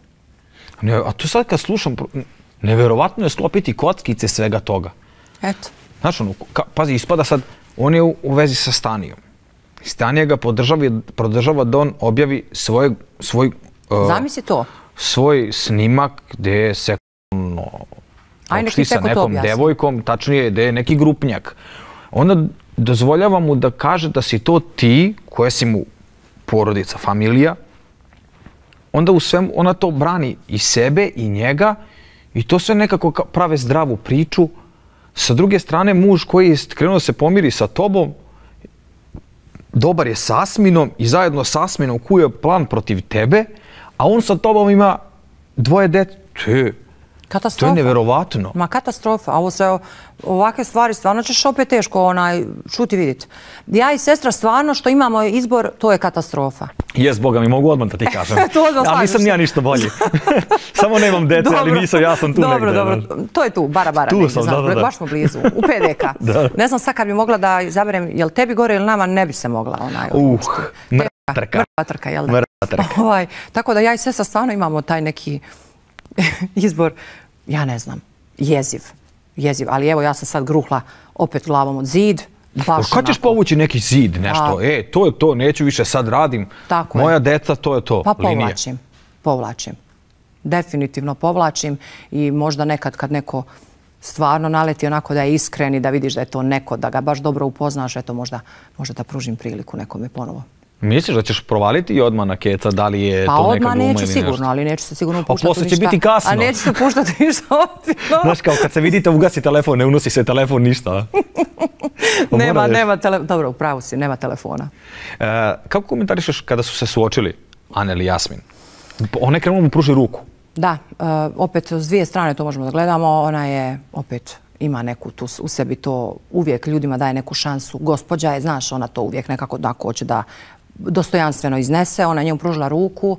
Ja sam već tu, baš sam poludila bila. Ajme, već me je znoj oblio, znaš, ajme, baš mi je bilo dobro. Jer ona je, znaš, to ono što ti ja kažem, ona nema svijest o vanjskom svijetu. Isto kao, znaš, ti si bio u realitiju, nisi imao svijest šta tvoja familija prolazi. Kontaš? Nisi imao svijest. Tako ni ona nema svijest. Donekle ima, ona se u momentima probudi i kaže meni je teško šta moja majka i moja sestra prolaze, kako je si ti, znaš i to. Ali ona to opet brzo zaboravi. Kao da je pod nekim magijama, znaš ono. Tako da ona je njemu pružila ruku kao katastrofa. Ok, ja to mogu njoj opravdati, ali ja mu ne bi ruku pružila nikad. To ne postoji šansa za to. Taj čovjek je za mene mrtav. Znači onda Dejane okrene nebo, zemlju, ne znam što da napravi. Tu nikad u životu ne može 5% da ispravi onoga što Možda je radi. ciljeno to uradila. Možda. Onda je ona njega pustila. Znaš, ona se pogubila u svemu tome. On je njoj davao laži, informacije lažne, da je se odrekao brat, da sam joj ja prodala auto, da mamu gađaju jajima u Sarajevu kad hoda. Znaš, znaš ono... Pa to je istina. Mađe Dejane, pa znaš kako nama ljudi prilaze srčano, grle nas, da se slikaju, znaš kako to ide. Svi ono, znaš, Meksemani, one dvojice, naša Sarajka, lijepa, kakvi jedan i drugi, znaš, ono, katastrofa. Stvarno, znaš kao ove žene u srednjim godinama, one to gledaju, baš svugdje nam prilaze. I ono, baš imamo, ono, znaš, ono, ko te ne gotivi, neće ti ni prići. Znaš, neko ko te ono... Da, zaobiđe. Zaobiđete nešto, niko sigurno ništa ružno reći. I znaš, došao je tu s nekim informacijama, majku ti gađaju, Sita, kaže, znaš što je rekao? Sita, kaže, na TikToku, kaže, zvijezda glavna, ona ima svu, kaže, popularnost i si, kaže, nebitna, u tom fazonu nešto. Znaš, ono, pokušava je baci bubu uho da ja se koristim ovim, znaš, ovim realitijem. Njenim životom i lošom situacijom. Ali ona to nije povjerovala, znaš. I da sam ja pustila video snimak njegovu javnost. Mislim, to su takve gluposti, znaš, tako iskoristio je tu situaciju, katastrofa je bilo. A šta misliš, kome je narod više poverovao? Eto, ispratila si situaciju, komentare i sve. U početku je bilo, znaš, 50-50, bilo je stvarno užasni komentar, ali kako je ovaj reality tekao, ljudi joj se stvarno više vjeruju njoj, pa ko može onom budalaču vjerovati, onome luđaku, znači ono što čovjek priča. Onda je do jedne granice lagao, ljudi mu vjerovali, ali kad je prešao, Dejane li ubila svoje momke, kopala ih u vrtu, da mljela u mašini za njegov otac govorio, Bože mi oprosti, ja ubila muža, prodilale 3 vagona droga, znaš ono, tu su se već pogubili, znaš, tu je baš onako otišlo ono, pa gdje su nam ti dana robije nemam. Kako sam ja to sve uradila, čovječe. To ko ona serija, ona Kraljica Juga, Teresa Mendoza. Kakva Teresa je za nas ništa, Teresa je nama potrčko. Oni da znaju za vašu priču, oni bi promenili scenariju skroz. Netflix bi došao da snima ovo, da. Bukvalno. Da te pita, negdje privodimo emisiju u kraju. Zanima me šta se na kraju desilo sa ogrlicom koju je vaš rođak učinio uslugu Asminu da kupi i da donese, ti si provalila da to Asmin nije kupio nego rođak i na kraju ispada da Asmin uopšte nije dao pare rođaku, nego je prevario. Narukvicu je rođak kupio, znaš, bio je rođendan i veliki se pritisak vršio na Asmina, da li je poslao poklon, on poklon nije poslao jer nije imao vjerovatno para, ne može poslati samo 100 eura poklon, znaš, trebalo je to malo više da košta. Međutim, on je pozvao mog rođaka, našeg rođaka u Sarajevu i rekao mu je, ajde kao ti kupi neko zlato i šta ja znam i daj možda neke pare ili je taj rođak dao pare sam, ja to stvarno ne znam, ali nešto od njega tražio, vjerovatno neko zlato. I rođak je otišao, kupio je narukvicu i donio je tu kesicu, jedne zlatare poznate u Sarajevu i stvarno mi tu kupujemo svi zlato. I kad je donio, ja govorim, pa ovo je mama meni dala, ja govorim, pa ovo nije kupio no Asminovo je kupio taj rođak, vidiš ti koja je ovo zlatara, ona nije ni skontala, znaš. I kaže ona, da, u pravu si, mama njega pozove tog rođaka i on kaže, ma jes, rekao mi je da kupim pa će on meni poslati. Znaš, pare kao ovo ono, tu je bilo, narukvica je bila 250 eura 500 maraka i 250 eura 500 maraka u kešu. Znači 500 eura poklon. Međutim, on to nikad nije refundirao. Nije mu uopšte poslao pare? Ne, zato što znam, mama je pitala toga rođaka, ja sam se iskreno na tog rođaka naljutila, znaš, zato što je uopće pokušao da mu pomogne. Da, pristao na to. Znaš, ja to stvarno ne mogu da podržim. I onda je mama zvala rođaka i pitala ga je da li ti je dao, nije dao, prije 2 mjeseca je to bilo, tako da on to neće njemu nikad dati, jer on, nema on para, šta ima on prešnije gdje će poslati. Znaš šta, jako lijepo pričaš i uopšte nemaš ni da zastaješ, niti da u tebe onako po priči vidim da ne lažeš i da ne izmišljaš. Da li sebe možeš da vidiš možda u realitiju, da uđeš, da odbraniš se u nekoj sljedećoj sezoni ili u nekom bilo kom realitiju, da odbraniš sebe, da odbraniš Chanel i porodicu? Ne, nikad u životu. Da mi milione daju, ja to nikad ne bi uradila. Prvo ne bi ostavila svoju djecu nikad. Ja bi za 3 dana, ja mislim, na infuziji bila, znači. Nikad u životu, drugo ne bi mogla da živim u onim uvjetima dole kojima oni žive. Sve meni u životu onako potaman, znaš. Ja sam to sve sebi nekako nagodila. Da ja ne mogu da imam svoj čist krevet, da ja nemam svoj toalet i to, da ja nemam da jedem i pijem što se meni jede i pije. Ma nikad u životu. Ne postoji šanse. A gdje bi ostavila decu? Šta bi ti uradila? Nigdje. Ja ne bi ušla. Mislim, ne postoji šansa da uđem. Nikakva. A ni sad da ostane Ana ili napolje kaže sad ću da ti se odužim, idi sad ti odbrani nas. Nikad. Da bi mogla da joj ostaviš djecu? Ne. Nikome ne bi mogla ostaviti djecu. Nikome. Ja sam sad došla na 3 dana ovdje u Beograd, jer ti znaš da ja samo poruke šaljem, zovem, ja sam jutros u 5 sati zvala, ja sam njima doma naredila da ne smiju da ugase ton. Jer mene kad ufati panika, je li sve okej, da ja moram da zazovem i tako i jest. Ali bi imala poverenje sad posle realitija, na primjer da ostaviš svoju decu Aneli na tako par dana? Bi. Aneli je vani totalno druga osoba. Aneli je vani nešto sasvim drugo.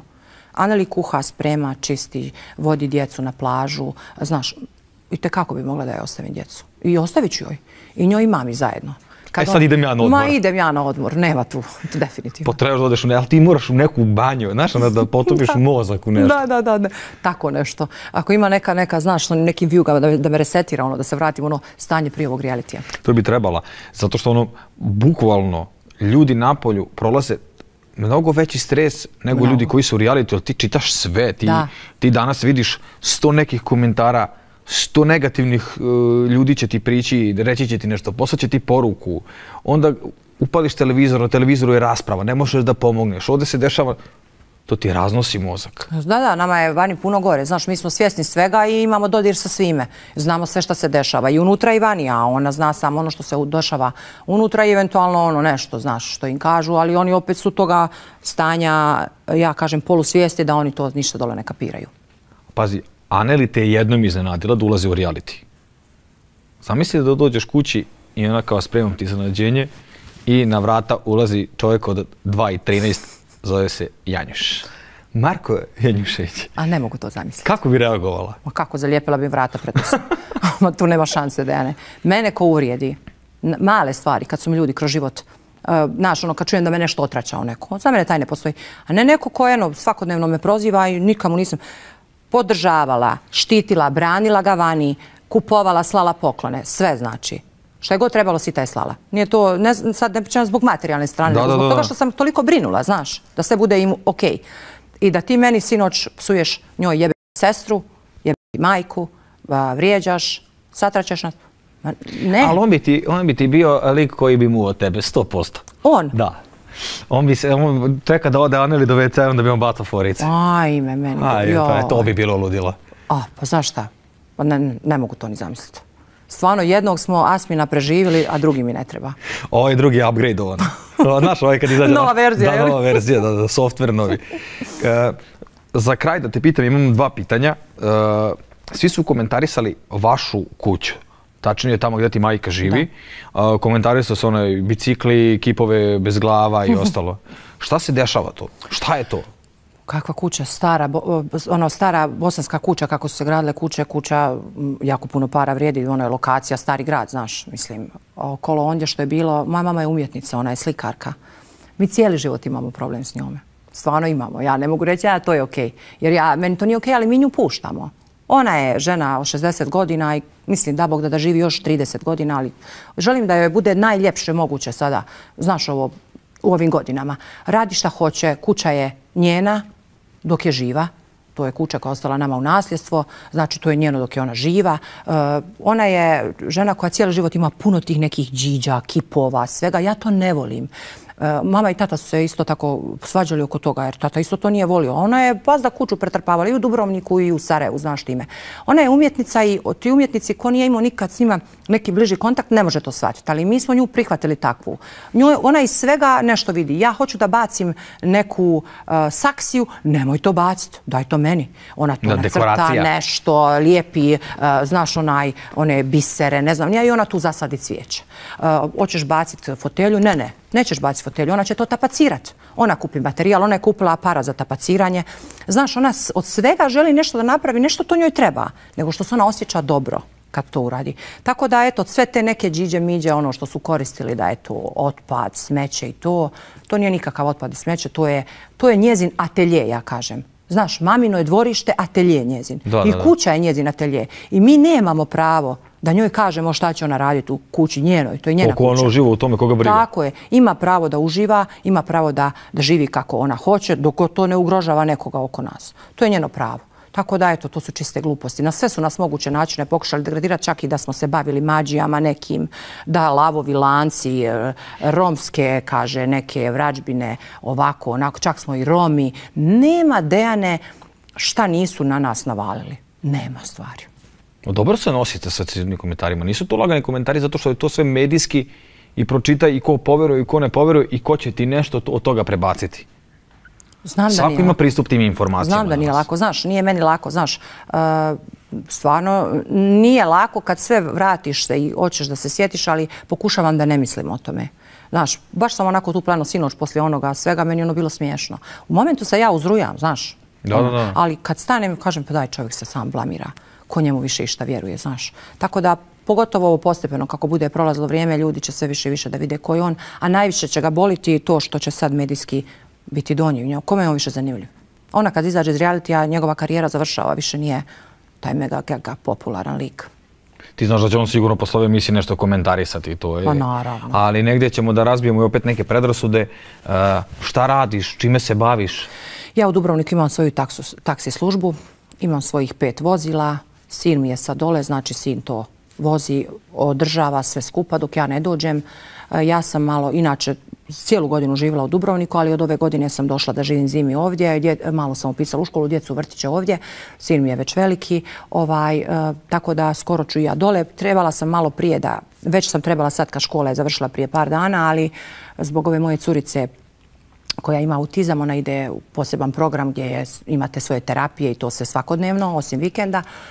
Rekli su mi da jednostavno sve više od 15 dana ako napustimo taj program, da će je vratiti unazad, tako da, nažalost, neću moći uzeti sebi više od 15 dana da boravim izvan Sarajeva, tako da čekam nju da izađe, da odemo odavde na finale, da izađe i onda ako Bog da krenemo, da odemo malo Dubrovnik, pa odemo malo Montenegro, Albanija, tu obalu da obiđemo, gdje možemo s djecom. Možda ćemo Hvar, Hrvatska, vidit ćemo. Znaš, ono gdje možemo povesti djecu i mamu, znaš da malo onaj... Ali možda se osloniš na sina, sve on drži pod kontrolom?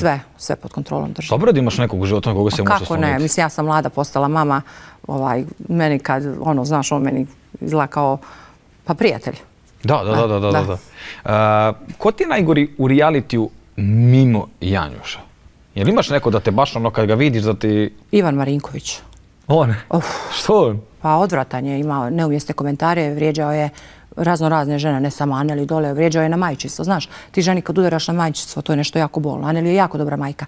Uzimaju u obzir ljudi to kao ona je ostavila dijete, ušla u reality. Pa ne znači to da nije dobra majka.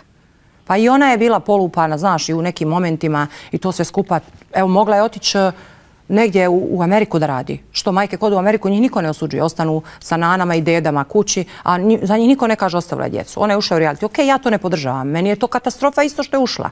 Ali ima pravo i ona da uradi ono što ona osjeća, tako je, a pritom dijete nije ugroženo. To je najvažnije. Nije ga ostavila na ulici. Znaš, Ivan Marinković, Milena Kačavenda, isto katastrofa, užasne stvari, vrijeđala je na nacionalnoj osnovi, Aneli, vrijeđala je na sve moguće načine. Ona, kako tako, eto, oni su mi onako najgori. Volila bi da je kroz cijeli reality slušala Miću. Mića je onako iskreno govorio. Sve što je Mića govorio, bio ja isto. A šta misliš, Mića je iskreno svemu tome? Pa vidi, ne znam ja koliko on iskren, ali ono što je on njoj govorio je upravo ono što sam ja u svojoj glavi imala isto. I skloni se od njega i nemoj ovo i nemoj se miriti i stabiliziravao je 100 puta kad je bila u lošem stanju. Znaš, on je nju odvajao od svih tih ljudi koji su njoj bili podrška.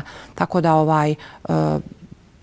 može biti zahvalna što imala Miću. I Đedoviću je pomogao, imao je tih svojih ispada gdje je i ogovarao, znaš, iza leđa, ali eto, uzet ćemo mu. A šta misliš da to možda neka kontramanipulacija zato što dođu posle pitanja slatki ste, nastavite, budite dobri? Kako misliš kontramanipulaciju? Pa zato što jedni ti govore nemoj, govore ti ljudi s kojima živiš nemoj, ne treba ti, šta će ti to, šta će ti ovo, šta će ti ono, a onda ti dođe kontekst sa spoljnim svijetom kada su pitanja gledalaca i kada dođe voditelj, može kaže biti slatki i to, da može, znaš, može biti i to, ali vidiš ono kad slušam Miću šta je govorio, uvijek sam se našla u svemu tome. Uvijek sam našla sebe tu da bi joj ja to isto tako rekla. I na onaj isti način, onako, znaš, onako žustro, znaš, izgalamila bi se. Negdje sam se tu pronašla. Ne mislim da sam isto karaktera kao Lev i Mića, ali tu sam negdje vidjela njega kao da iskreno je to kaže. Da li misliš da će pobediti Aneli? Ne znam, Dejane, uvjerena sam negdje da će biti u prva 3 mjesta jer stvarno ima veliku podršku. I stvarno kad se glasa se masovno, ali ne mogu, volila bi, kako ne bi volila da bude pobjednica, ali ne mogu, jednostavno to ne mogu da ocijenim. Da, imaju 2 trudnice za sada.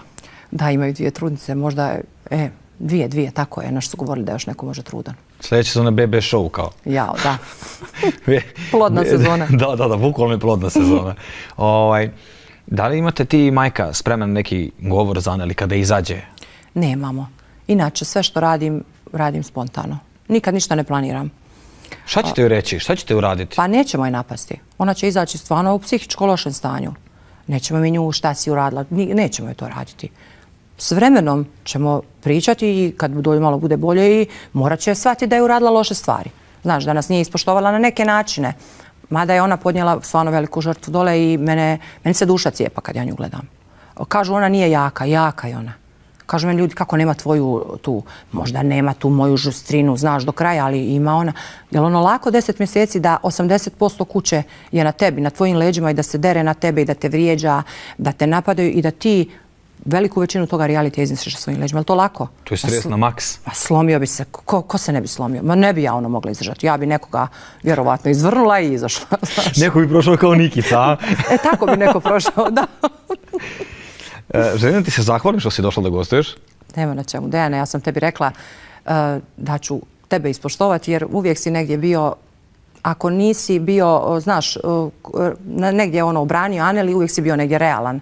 Realno si gledao ovu situaciju u moru ovih nerealnih, tih nekih kao javnih ličnosti koji su pričali o Aneli, razne stvari o koji se nikad s njom u životu nisu susreli, znaš, izmišljali su svašta. Jeste, hvala ti na tome. Znaš kako, ja sam bio, ne stvarno, ali ja sam pravednik i bio sam proglašen. Ja nekako, kako god da je stanje, da li 100 ljudi brani ili 100 ljudi protiv, ja imam svoje mišljenje koje uvijek kažem. Tako je. Hteo neko se složi ili ne, ja moram da ga kažem, jer ako ne kažem, mene to kopka u želucu, stiska me. I negdje sam od početka bio na strani od Aneli i smatram da i dalje smatram. Ja sad kada bi mogao da komentarišem to, ja bi imao takve rasprave zbog toga što nas se janjušem. Apsolutno i tu bi te ja podržala 100%. Zato što je to korak koji uopšte nije trebao. To je bio korak koji ide, staneš na stepenici koji ide unazad. Tako je, tako je. I niko ne gasi onako. Ide na solarno. Rekla sam ti, od jednog dželata je pobjegla drugome. Da. To. Tako da, hvala ti puno još jednom. Nema na čemu. Nadam se da smo rešili ljudima u glavi sve što su imali nedoumice. I drago mi da si rekla da radiš, da ne bi bile krenule spekulacije neke i hoće svašta da nakače. Svako ko mene pozna i ko je iz Dubrovnika zna da ja radim i da ja imam svoj posao godinama, znači. Boga mi, Dubrovnik je dobar, još tamo raditi nešto. Da, to je stvarno za sezonu vrhunski. Jeste, da. Vrhunski. Dobar biznis tamo. Dogovorit ćemo se nešto. Kupit ću jedan auto. Može, pa dođi. Nek se vozi tamo. Hvala vama što ste gledali, lajkujte video, ostavite pozitivan komentar, nije lako istrpeti sve ovo, znate i sami kada ste podržavali mene kakva je situacija bila i koliko je teško prolaziti kroz sve ovo i kroz što je prolazila sve moja porodica. Dobro, jeste zbog mene, ali znate kako otiču komentari i da bi bili divni morate da pijete divnu vodu, zato što sam ja divan, gošća je divna, emisija je divna, teme i nisu baš divne, ali takva je okolnost bila. Birajte ljude s kojima ćete biti, s kim ćete praviti decu, zato što sutra može da vam se obije u glavu. Nemojte da verujete svakom, a ja vas ljubim, pozdravljam i laku noć.